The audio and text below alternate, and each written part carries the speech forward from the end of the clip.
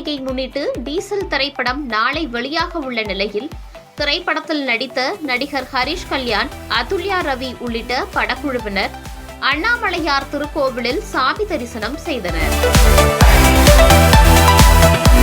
பஞ்சபூத ஸ்தலங்களில் அக்னி ஸ்தலமாகவும் நினைத்தாலே முக்தி அளிக்கும் திருத்தலமாகவும் விளங்கும் திருவண்ணாமலை அண்ணாமலையார் திருக்கோவிலுக்கு தமிழ் உள்ளிட்ட பல்வேறு மொழி திரைப்பட நடிகர் நடிகைகள், அரசியல் தலைவர்கள், தொழிலதிபர்கள் என அனைவரும் சமீப காலமாக தரிசனம் செய்ய வருகின்றனர்.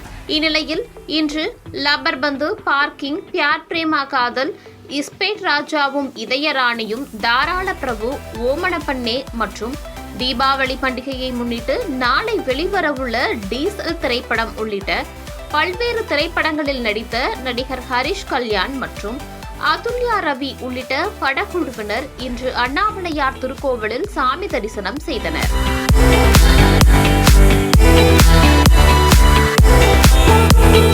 முன்னதாக சம்பந்த விநாயகரை தரிசனம் செய்த அவர்கள் அண்ணாமலையார் உடனாகிய உண்ணாமுலை அம்மன் சாமி தரிசனம் செய்தனர்.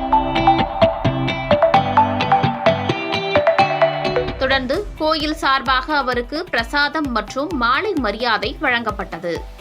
அண்ணாமலையார் திருக்கோவிலில் 3ஆம் பிரகாரத்தில் உள்ள தங்க கொடிமரம் அருகே சாஷ்டாங்கமாக விழுந்து தரிசனம் செய்த ஹரிஷ் கல்யாண் மற்றும் அதுல்யா ரவி அண்ணாமலையார் திருக்கோவிலில் தியானம் மேற்கொண்டு தொடர்ந்து மகிழமரம் அருகே நின்று நவ கோபுரங்களையும் தரிசனம் செய்தனர்.